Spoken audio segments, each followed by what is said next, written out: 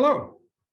This video is intended to be a quick recap of the first lecture of my course, Engineering Systems for Allocating Public Goods.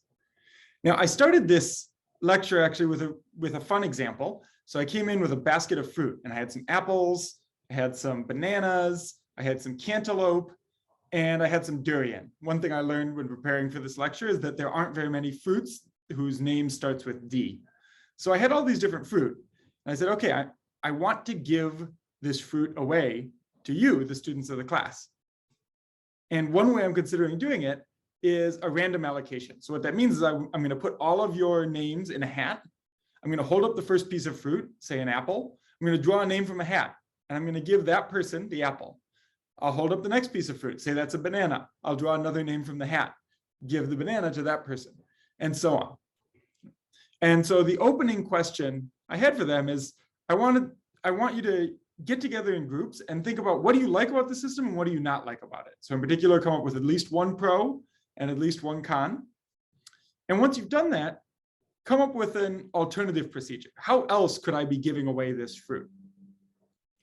And so I'm going to give you also, the watcher of this video, a quick pause where you can think about your answers to these questions.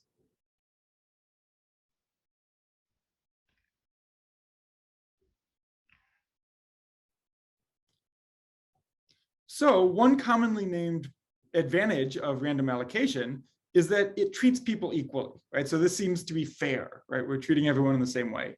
It's also pretty simple, right? Not a lot of overhead. I don't need to ask people for lots of information. Everyone can kind of understand what I'm doing. On the other hand, a clear con is that it doesn't account for people's preferences in any way. Maybe some people prefer apples to bananas and others prefer bananas to apples, and I'm not taking that into account when doing this allocation. Furthermore, maybe it's not just preferences, but actual disability. So suppose someone's actually allergic to bananas, well, then they have a lower chance of coming away with a fruit that they can actually use, because if I give them a banana, it's completely useless to them. Another consideration that was raised is maybe some people in class are more in need of fruit than others, right? So maybe some students ate breakfast and others didn't. And so we might want to prioritize the fruit towards the people who haven't eaten breakfast, right? Those with the greatest need. Now, the question is, how could we actually do this? And we discussed this a little bit, right? So one obvious answer is when students walk through the door, I could give them a survey or ask them, hey, did you eat breakfast today? And that might work okay. But if they realize what I was going to do with this information, namely that I'm going to prioritize those who have not eaten breakfast, then of course they might not actually tell me the truth about whether they've eaten. So these are just a few potential considerations. Motivated by these considerations, I then wanted to hear what students had come up with for alternatives. And I'm not going to go into the different mechanisms they discussed. We had all sorts of ideas tossed around. I'm sure you could come up with some alternatives yourself. The thing is, there's actually lots and lots of different ways I could be giving this fruit away. Right? So how am I supposed to choose? How do people choose in practice? Well, really, I think in practice, what we mostly see is that people copy each other, right? So maybe you've seen a system in one place and you decide, I'm going to do basically that same thing, maybe tweaking it slightly to account for some difference in the settings. The goal of this class is certainly there's going to be an element of copying, right? We're going to look at what's done in real world systems and try to adapt it, but we're also going to try to be a little bit more systematic about it, right? In particular, I'm calling this an engineering approach, which is engineers often will start when designing a system, they'll start by defining specifications, right? So, you know, what does this system actually need to be able to do? And maybe also defining an objective or a way of measuring or quantifying how good the system is. And so we're going to do the same thing, right? We're going to start by defining requirements for an allocation mechanism, and then trying to see what systems or mechanisms or algorithms can we come up with that satisfy these requirements. Right?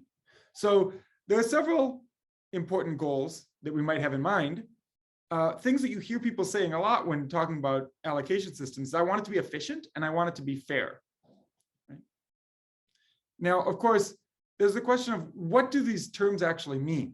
There's many different things we could mean by this. So for example, efficient could mean that we're trying to give people fruit that they like, Or efficient could just mean, from my perspective, I don't want to have a bunch of hassle giving away fruit. And so I want to minimize my time and effort. And so a random allocation might not do so well on the first of these criteria, but does pretty well on the second. Right? Similarly, with fairness, some people might say it's fair to treat everyone equally. Other people might say the fairest thing to do is to give the fruit to those who are hungriest. Right? And finally, a third challenge that arises in many of these settings is that we don't have the information to know kind of who's hungriest, who's most in need, and also what people's preferences are. And so we're going to need them to tell us. And so a third consideration we might want to have is that the mechanism be truthful, right? And it incentivizes them to tell the truth. So in this course, we're going to actually come up with definitions for all of these terms, and then look for mechanisms that satisfy it. So when organizing this course, I had a choice between organizing units around kind of mathematical concepts like algorithms or definitions of certain ideas, or organizing the course around applications, right? So I want to talk about organ allocation or school choice. Right? And I decided to do a sort of hybrid, but maybe with more emphasis on the former approach, the math. So the first unit of this class is really going to be just about building a vocabulary that we can then use to talk about other applications. Specifically, we're going to try to define what it means for an allocation to be efficient, or what it means for a mechanism to be fair and truthful. And we will have some applications in this first unit. Namely, we're going to talk about board game swaps, math trades, and dorm room allocation. But really the focus is on learning these important concepts and definitions. One thing to note is that the fairness notion we're going to be using in Unit 1 is one of kind of treating people equally, right? So we're assuming that what it means to be fair is to try to treat all of the participants symmetrically. Now, there are lots of settings where that's not necessarily the most natural interpretation of fairness. So another notion of fairness could be that certain people have priority or a claim over certain items. And so in Unit 2, we're going to be talking about systems where that's important, where we're going to be talking about respecting priorities. How do you come up with allocations that satisfy these priorities? And school choice is going to be the main motivating example here. We're also going to talk about residency matching and their link through the deferred acceptance algorithm. Now, there's yet a third notion of fairness, of what we could mean by fairness, which is that maybe it's not about certain people having priority over others, but it's really about ensuring representation or diversity of the people that we're selecting or allocating to, right? And so there's a variety of applications, whether from visas, rationing medical equipment, which has become relevant during the pandemic, affirmative action, and so on, where this is an important concept that we want to ensure diversity of the group that is selected. And so we'll look at the algorithms for doing that. Now, so far, all of these ways of kind of prioritizing people or choosing among people have assumed that we have the information we need to assess who should have priority or which groups we want. But there are many cases where maybe we think that certain people need items more than others, but we don't have a good way of knowing who that is a priori, kind of like the fruit example. Right? And so that's why we're going to actually go into auction theory a bit, and we will talk about important real-world auctions, a little bit about online advertising, about choice screen auctions, and as well as about fishing quotas, which are often allocated by some form of auction. But kind of conceptually, this is also very important because really auctions are just one way of thinking about how can we get people to tell us how much they value or need an object, right? And so one way is to get them to pay, but we could also imagine having them wait in line or fill out cumbersome paperwork or do some other unpleasant task and using that to sort of screen among applicants. So Unit 4, we're going to be covering some basic auction theory. So those four are all more methodological. The last several units of the course are more organized around an application, right? So Unit 5, we're going to be talking about organ allocation. We're going to be taking the tools from the earlier part of the course and seeing how they can be applied to organ allocation. So that's both living and deceased donation, and we'll be talking about each. Unit 6, we're going to be talking about housing allocation, specifically, public housing, new affordable units built through inclusionary zoning, other homeless services, and thinking about, again, how do the tools that we've built up so far, how can they be put to use in this application? And then finally, we'll close class by looking at sort of frontiers, contexts that maybe don't fit the assumptions that we've held throughout the class as neatly, but kind of extensions of the ideas that we're going to consider. Okay, so the first unit of the course, our key goal is going to be to define efficiency, to define fairness, and define what it means for an algorithm to be truthful. It's important for us to build this vocabulary. So let's start today with talking about efficiency. And so there's a few assumptions we're going to have, not just today, but actually most of these assumptions we're going to maintain throughout the course. There will be occasional exceptions that I'll note. Right, so one is we're going to assume that agents really just care about the outcome, the final allocation, not about the process to get there. A second is that agents are generally going to receive at most one item. Third, we're going to assume agents care only about what they get. They don't care about what others get. Fourth, we're going to assume that fourth and fifth, I guess, that they know their preferences and that their preferences don't have any ties. So they can tell me which is my favorite item, which is my second favorite, and so on. And finally, for most of the course, obviously the auction theory unit accepted, we're going to be assuming that we can't really use money to allocate these items. So we're trying to give them away. Okay, so let's launch into the setting I had started with, the fruit allocation example.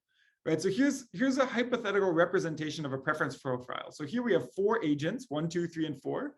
And I'm just listing their fruit from top to bottom, favorite to least favorite. So agent 1 prefers the apple to the durian to the banana, and the banana to the cantaloupe. Meanwhile, agent 3's favorite fruit is the banana, and their least favorite fruit is the durian. So that's how I'm going to represent preferences. And then we can define Pareto efficiency, right? So an allocation is Pareto efficient if it's impossible to improve the outcome for one agent without making it worse for some other agent. So with that in mind, we can now ask several things. For example, is this allocation in green on the left, where agent 1 gets the durian, 2 the banana, 3 the apple, and 4 the cantaloupe, is that Pareto efficient? How about this allocation on the right? And then once you've answered those 2 questions, you can take a look at this example and ask, well, how many different Pareto efficient allocations can you actually find? I'll give you a little bit of time to think about that.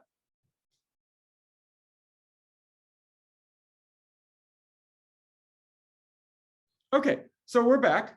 The answers I hope that you got are allocation 1 on the left is not Pareto efficient, right? And that's because we can just have agents 2 and 3 swap. 2 prefers the apple, 3 prefers the banana, so they can swap and both be made better off. Allocation 3 on the right is Pareto efficient, but maybe it's not so obvious to see why, right? To show that something's Pareto efficient, we have to argue that there's no other allocation that is better for some agent and not worse for any agent. And so that might take a little bit of work, but it turns out this is Pareto efficient. And I counted a total of 5 Pareto efficient allocations for this particular preference profile, right? So here's one of them, the one that we just saw. Here's a second. Here's a third, fourth, and fifth. So natural questions, how can we actually find these in a systematic way? Right? We don't want to just have to eyeball it, especially when the examples get large. And so one very, very natural algorithm is what's called serial dictatorship. And that basically just means you line the agents up in some order and one by one have them choose their favorite fruit from those that remain.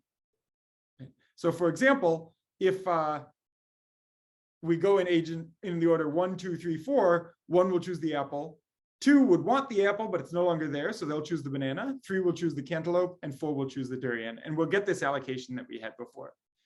And the nice thing about serial dictatorship is no matter what the preferences are, and no matter what order you put agents in, you always get a Pareto efficient allocation.